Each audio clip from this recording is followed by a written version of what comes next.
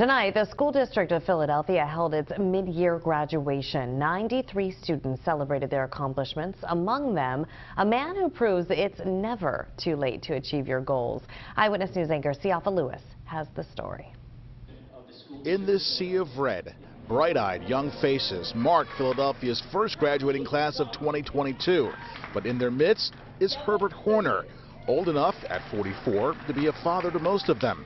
But tonight, a man who was supposed to be a member of the class of 1995 finally reaches this finish line. Pure joy. It's a heavy lift off my shoulders of knowing that I achieved something that I wanted to achieve many years ago. Before most of the people that was on the stage was even born, I wanted to achieve that goal. So this is a blessing. Herbert is graduating 27 years later because, as everyone watching can attest to, sometimes life throws you a curveball. In his case, a baby girl at the age of 16. What made me drop out was my daughter needed Pampers, she needed milk, she needed me to actually provide. I made that choice to actually find another job and work 2 jobs to actually do what I had to do at the time. And Herbert is a walking, living, breathing example of how you handle life's challenges head on, no matter how long it takes.